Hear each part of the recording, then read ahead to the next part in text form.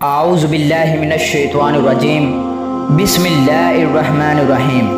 السلام علیکم ناظرین، آج ہم اپنی ایک نئی ویڈیو لے کر حاضر ہوئے ہیں جس میں ہم ذکر کرنے والے ہیں قوم عاد کے بارے میں۔ ذکر کرتے ہیں حضرت ہود علیہ السلام کا اپنی قوم کو مشفقانہ خطاب کے بارے میں۔ حضرت ہود علیہ السلام نے اپنی قوم کو سمجھانے کی بھرپور کوشش کی اور انہیں بتایا کہ اے میری قوم، اللہ تعالیٰ کے سوا تمہارا کوئی حقیقی معبود نہیں۔ میں اللہ تعالیٰ کی طرف سے تمہاری خیر خواہی کے لیے نبی بنا کر بھیجا گیا ہوں۔ مجھے تم سے کوئی دنیاوی لالچ نہیں، میں تو صرف اللہ عز و جل کی رضا کا طلبگار ہوں۔ اگر اللہ تعالیٰ مجھ سے راضی ہو گیا تو مجھے بہترین صلہ عطا فرمائے گا۔ میں تمہارا خیر خواہ ہونے کی حیثیت سے تمہیں نصیحت کر رہا ہوں کہ اگر تم بتوں کی پوجا چھوڑ کر اللہ کے فرما بردار بندے بن جاؤ گے تو اس کا فائدہ تمہیں دنیا میں بھی ملے گا اور آخرت میں بھی ملے گا۔ فرمان الہی ہے۔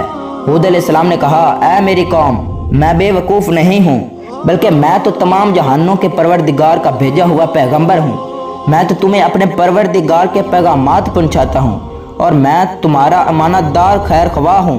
اور کیا تم اس بات پر تعجب کرتے ہو کہ تمہارے رب کی طرف سے تمہارے پاس تم ہی میں سے ایک آدمی پر وحی نازل ہوئی ہے تاکہ وہ تمہیں ڈرائے؟ اور وہ حالت بھی یاد کرو کہ جب اللہ تعالیٰ نے تم کو قوم نوح کے بعد جان نشین بنایا اور دوسروں کے مقابلے میں تمہیں زیادہ قوت و جسامت عطا فرمائی۔ اس لیے اللہ کی نعمتوں کو یاد رکھتے ہوئے اس کا شکر ادا کرو تاکہ تم کامیاب ہو جاؤ۔ اب ذکر کرتے ہیں حضرت ہود علیہ السلام کی اپنی قوم کو توبہ و استغفار کی تلقین کے بارے میں۔ انسانی طریق کا مطالعہ کرنے سے پتہ چلتا ہے کہ جب کسی بھی معاشرے میں ظلم و زیادتی، سرکشی، فتنہ فساد، قتل و غارت، کفر و شرک اور دیگر برائیاں پھیل جاتی ہیں، لوگ شکر گزاری کے بجائے ناشکری کی راہ اختیار کرتے ہیں، تو ایسے معاشرے عذاب الہی کا شکار ہو جاتے ہیں۔ لیکن اگر یہی قومیں اپنے گناہوں سے باز آ جائیں اور اللہ کے حضور گڑ گڑا کر توبہ و استغفار کریں تو اللہ تعالیٰ کے شکر گزار بندے بن جائیں، تو نہ صرف اللہ تعالیٰ ان کو دی ہوئی نعمتوں میں اضافہ فرماتے ہیں بلکہ انہیں لمبے عرصے تک مزید نعمتوں سے فائدہ اٹھانے کا موقع دیتے ہیں، جیسا کہ حضرت ہود علیہ السلام نے دنیا و آخرت کا فائدہ اٹھاتے ہوئے انہیں اپنے گناہوں پر شرمندہ ہونے اور توبہ و استغفار کی تلقین کی تاکہ اللہ رب العزت راضی ہو کر ان پر اپنی مزید نعمتوں کی بارش فرما دیں۔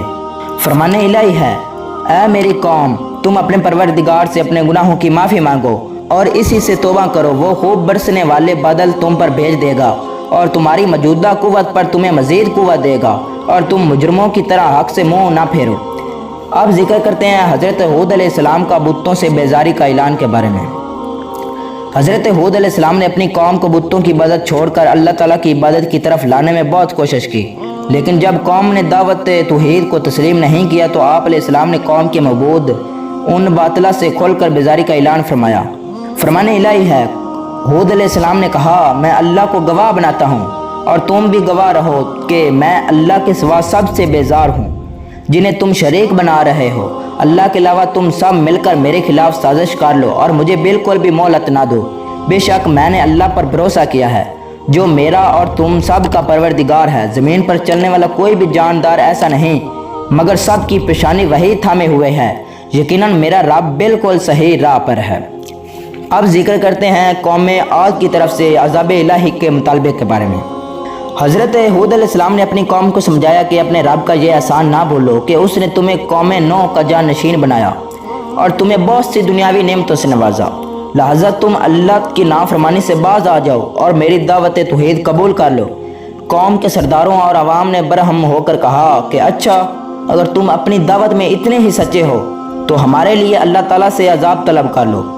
قوم نے جب عذاب کا مطالبہ کر دیا تو آپ علیہ السلام نے افسوس کا اظہار کرتے ہوئے فرمایا کہ اب تم عذاب الہی کا انتظار کرو بس۔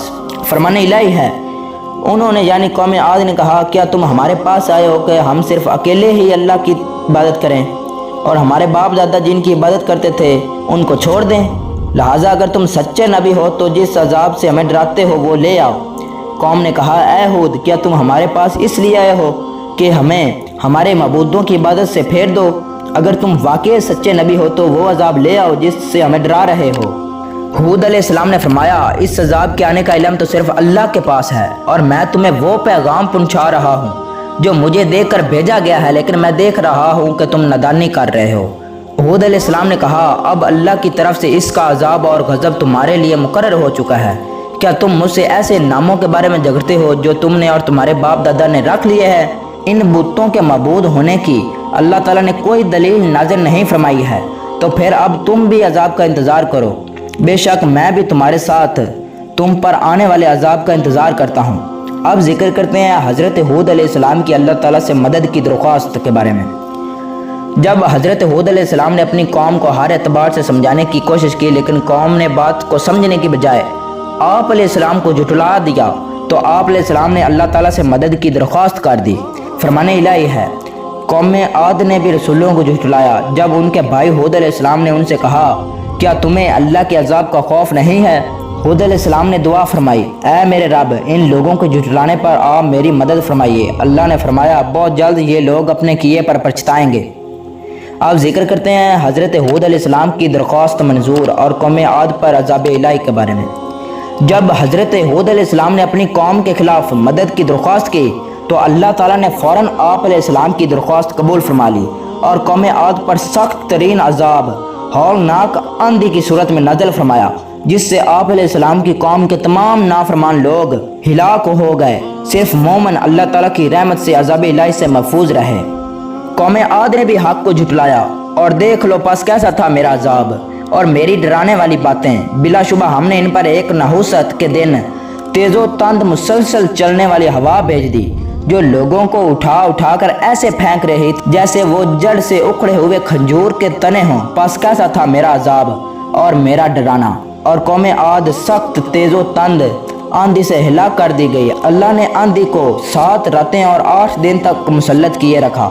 آپ صلی اللہ علیہ وآلہ وسلم وہاں ہوتے تو دیکھ لیتے کہ وہاں لوگ یوں چت گرے پڑے تھے جیسے وہ کھجور کے کھوکھلے تنے ہوں۔ آخر کار ہم نے قوم عاد پر ایک تیز طوفانی آندھی منحوس ثابت ہونے والے دنوں میں بھیج دی، تاکہ دنیاوی زندگیوں میں بھی انہیں ذلت و رسوائی کے عذاب کا مزہ چکھائیں، اور یقین مانو کہ آخرت کا عذاب تو اس سے بہت زیادہ رسوائی والا ہے۔ وہاں کوئی بھی ان کی مدد کرنے والا نہیں ہوگا۔ جب انہوں نے عذاب کو بادل کی شکل میں دیکھا جو ان کی وادیوں کی طرف بڑھ رہا تھا، تو کہنے لگے کہ یہ بادل ہم پر برسنے والا ہے۔ نہیں، بلکہ یہ تو وہ عذاب ہے جس کی تم جلدی کر رہے تھے۔ یہ ایک آندھی ہے جس میں دردناک عذاب ہے۔ وہ آندھی اپنے رب کے حکم سے ہر چیز کو نیست و نابود کر رہی تھی، چنانچہ وہ ایسے ہو گئے کہ ان کے خالی گھروں کے سوا اب وہاں کچھ بھی نظر نہیں آ رہا تھا۔ ہم مجرم قوم کو ایسا ہی بدلہ دیتے ہیں۔ پس ہم نے ہود علیہ السلام اور ان کے ساتھیوں کو اپنی رحمت سے بچا لیا، اور ہم نے ان لوگوں کی جڑ ہی کاٹ دی جنہوں نے ہماری آیات کو جھٹلایا تھا، اور وہ ایمان لانے والے ہی نہ تھے۔ احادیث سے رسول اکرم صلی اللہ علیہ وسلم ہے کہ حضرت عائشہ فرماتی ہے کہ جب بھی بادل آتے یا تیز ہوا چلتی تو آپ صلی اللہ علیہ وسلم پریشان ہو جایا کرتے تھے۔ میں نے پوچھا، اے اللہ کے رسول، آپ پریشان کیوں ہوتے ہیں جبکہ لوگ تو انہیں یعنی بادلوں کو دیکھ کر خوش ہوتے ہیں؟ آپ صلی اللہ علیہ وسلم نے فرمایا، اے عائشہ، میں کیسے مطمئن ہو جاؤں؟ ہو سکتا ہے کہ اس میں عذاب ہو، کیونکہ قوم عاد ہوا ہی سے ہلاک ہوئی تھی۔ اس نے عذاب کو گھٹا دے کر کہا تھا، یہ بادل آ گیا ہے جو ہم پر خوب برسے گا۔ حضرت عائشہ فرماتی ہیں کہ بارش کے وقت آپ صلی اللہ علیہ وسلم یہ دعا مانگتے تھے۔ ترجمہ، اے اللہ، میں آپ سے اس ہوا کی اور اس میں جو بھلائی ہے اور جسے یہ ساتھ لے کر آئی ہے اس کی بھلائی طلب کرتا ہوں، اور میں آپ سے اس کی اور جو اس میں ہے اور جس چیز کے ساتھ یہ بھیجی گئی ہے اس کی برائی سے آپ کی پناہ مانگتا ہوں۔ جب آسمان پر بادل آتے تو آپ صلی اللہ علیہ وسلم کبھی کمرہ میں داخل ہوتے تو کبھی باہر نکلتے۔ جب بارش شروع ہو جاتی تو آپ صلی اللہ علیہ وسلم مطمئن ہو جاتے۔ میں نے آپ صلی اللہ علیہ وسلم سے اس حالت کے متعلق پوچھا تو آپ صلی اللہ علیہ وسلم نے فرمایا، کہیں یہ وہی آندھی نہ ہو جو قوم عاد پر آئی تھی۔ تو ناظرین، آج کی ہماری یہ ویڈیو آپ کو کیسی لگی؟ اگر آپ کو ہماری یہ ویڈیو پسند ہے تو پلیز لائک اور سبسکرائب ضرور کر دیں۔ تو آج کے لیے بس اتنا ہی تھا، تو آپ اجازت چاہتا ہوں۔ اللہ حافظ۔